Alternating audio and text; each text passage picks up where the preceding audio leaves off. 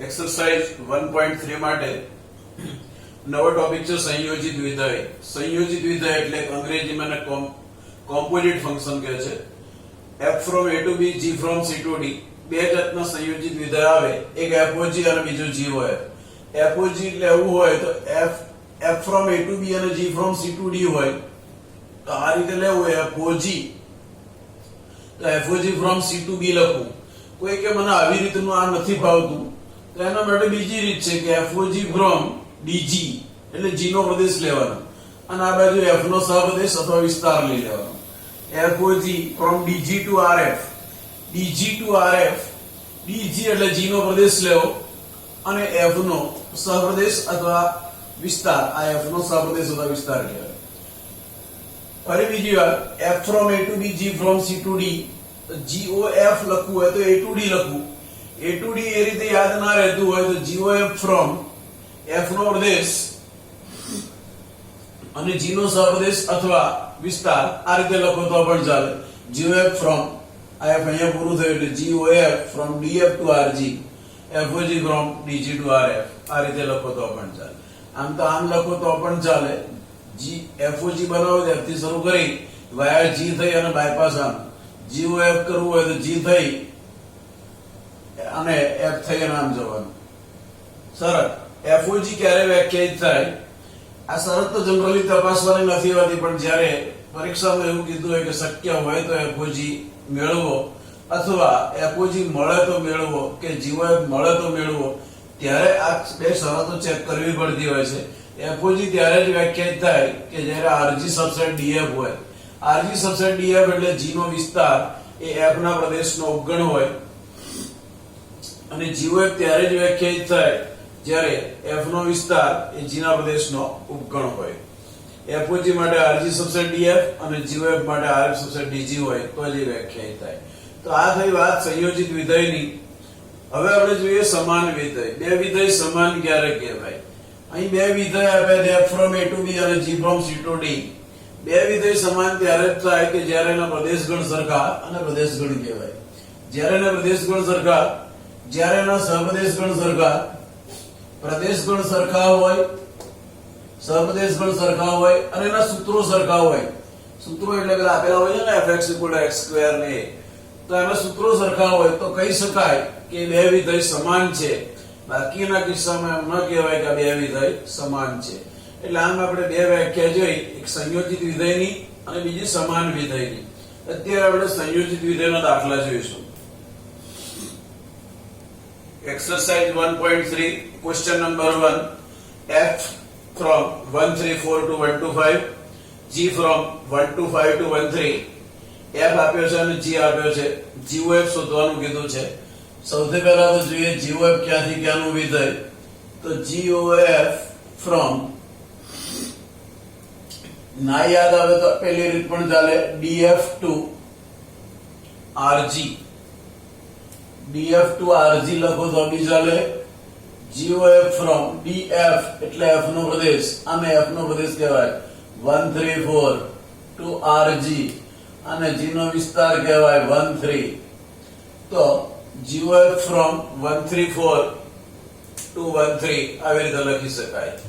મૂલ્ય હંમેશા પ્રદેશમાંથી જ મળે એટલે GOF of 1 નું મૂલ્ય શોધી શકાય, GOF of 3 નું મૂલ્ય અને GOF of 4 નું મૂલ્ય મળે. GOF of 1 એટલે G of F1. F1 ની કિંમત યાદ રાખો, આ જે 1 લખ્યું છે એની બાજુમાં હોય એને F1 કહેવાય. 1 ની બાજુમાં હોય એને F1 કહેવાય. તો f of 1 નું મૂલ્ય કેટલું? f of 1 નું મૂલ્ય 2. G2 આ 2 લખ્યું હોય એની બાજુમાં હોય એને G2 કહેવાય. આ 2 છે તો એની બાજુમાં હોય એને G2 કહેવાય. તો જોઈ લો G2 નું મૂલ્ય કેટલું? 3. એવી રીતે આમાં પણ G of F3 નું મૂલ્ય આ 3 છે તો એની બાજુમાં જે હોય એને F3 કહેવાય.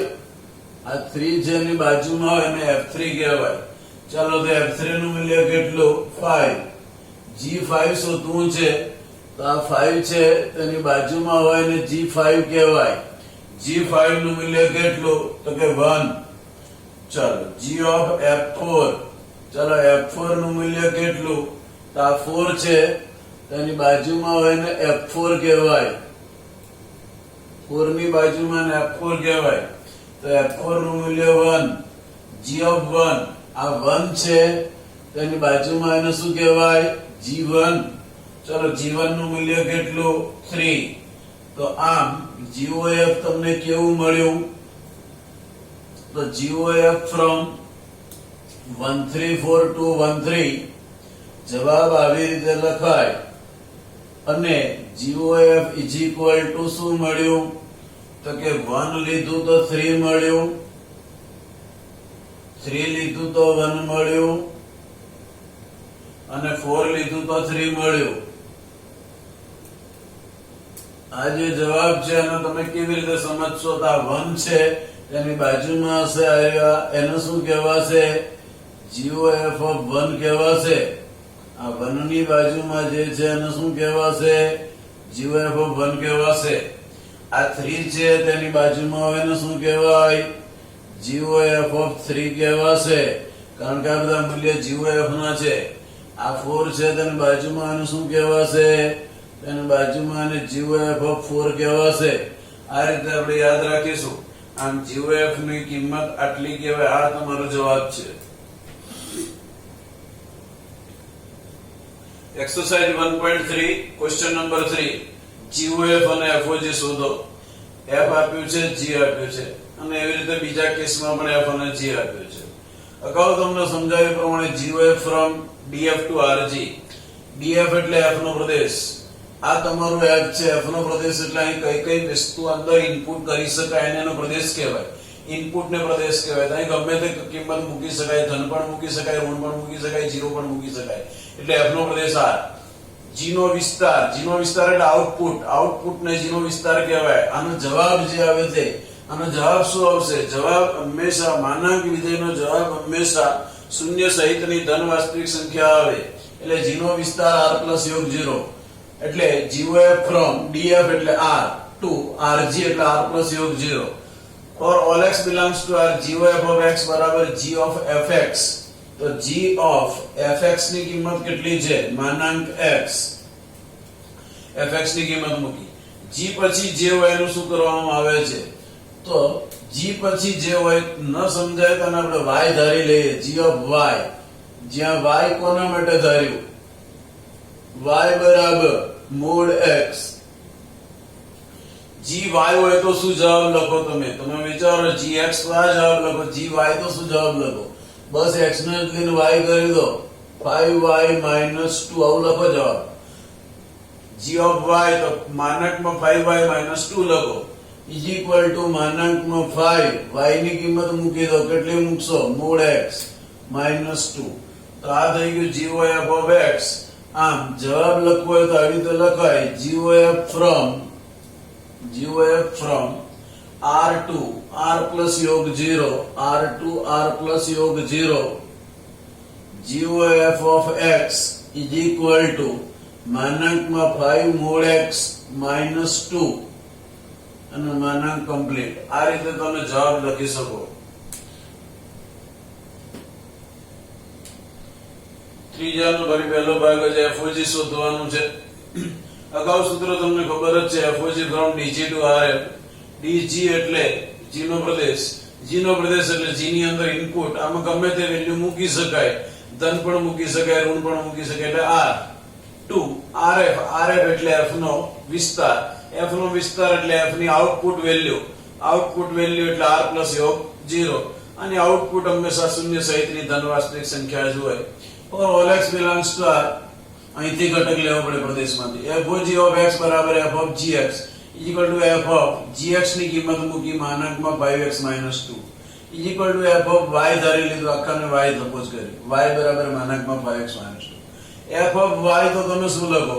Mode y. મોડ y ની કિંમત ભરી મૂકી. તમે બે વાર માનાંક કરો કે એક વાર કરો કોઈ ફરક નથી પડતો, એટલે એને સિંગલ માનાંક કરી દીધું, માનાંકમાં 5x - 2.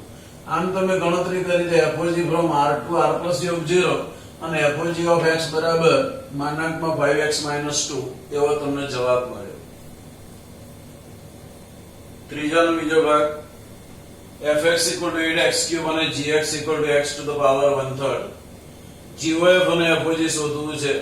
અગાઉ તમને કીધું એ પ્રમાણે GOF from DF to RG f નો પ્રદેશ અહીં કઈ કઈ વેલ્યુ ઇનપુટ કરી શકાય તો કોઈ રિસ્ટ્રિક્શન છે નહીં, ગમે તે વેલ્યુ ઇનપુટ કરી શકાય એટલે r rg g નો વિસ્તાર આઉટપુટ આમાંથી કઈ કઈ વેલ્યુ બહાર પડે તો આમાંથી બધી ધન અને ઋણ બધી વેલ્યુ બહાર પડે એટલે r GOF from r to r for all x belongs to r GOF of x બરાબર g of fx.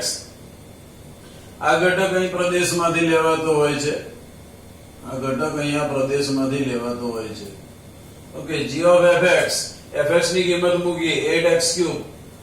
હવે 8x3 માટે y ધારી લીધું તો આ સૂત્ર બની ગયું g of y. g of y બન્યું તો g of y બરાબર શું થાય y raised to 1/3. y raised to 1/3 હવે y નું મૂલ્ય મૂકી દો. y શું ધાર્યું હતું 8x3. 8x3 raised to 1/3 આનો મતલબ 8 raised to 1/3 અને x3 raised to 1/3. 8 raised to 1/3 નું મૂલ્ય શોધવું હોય તો 8 ને આપણે 2 ની 3 ઘાત લખી શકાય raised to 1/3 અને x3 raised to 1/3 તો 2 raised to 3 into 1/3 લખાય, x raised to 3 into 1/3 લખાય એટલે 2 ની 1 ઘાત અને x ની પણ 1 ઘાત. 1 ઘાતનો કોઈ મતલબ નથી એટલે આને 2x લખાય. આમ GOF from r to r and GOF of x equal to 2x. ત્રીજાનો બીજો ભાગ છે, એનો બીજો ભાગ FOG શોધવું છે. અગાઉ આપણે શીખી ગયા એ પ્રમાણે FOG from DG to RF. DG એટલે g નો પ્રદેશ, g નો પ્રદેશ એટલે અહીં કઈ કઈ વેલ્યુ મૂકી શકાય, અહીં ધન પણ મૂકી શકાય, ઋણ પણ મૂકી શકાય, ઇનપુટ એટલે પ્રદેશ કહેવાય. ધન, ઋણ, પૂર્ણાંક, અપૂર્ણાંક બધું મૂકી શકાય એટલે r આવે. RF એટલે આમાંથી કઈ કઈ વેલ્યુ બહાર પડે તો આમાંથી બધી વેલ્યુ બહાર પડી શકે, ધન, ઋણ, પૂર્ણાંક, અપૂર્ણાંક બધી જ. એટલે FOG from r to r for all x belongs to r અહીંથી કિંમત લેવાની હોય પ્રદેશમાંથી. FOG of x બરાબર f of gx. f of gx ની કિંમત મૂકી x raised to 1/3 એને આપણે y ધારી લીધું એટલે હવે કહેવાય f of y, જ્યાં y બરાબર અલ્પવિરામ કરીને લખવું y equal to x raised to 1/3. f of y ની કિંમત અહીંથી લખીએ તો કેટલી લખાય, x ની જગ્યાએ y મૂકો તો એને લખાય 8y3. બસ ખાલી y ની વેલ્યુ મૂકો x raised to 1/3 to the power 3. આંકડો સેપરેટ છે, x raised to 1/3 into 3 3 3 cut એટલે 8x raised to 1 એટલે એને કહેવાય 8x. આમ FOG from r to r FOG of x બરાબર 8x જવાબ આવશે.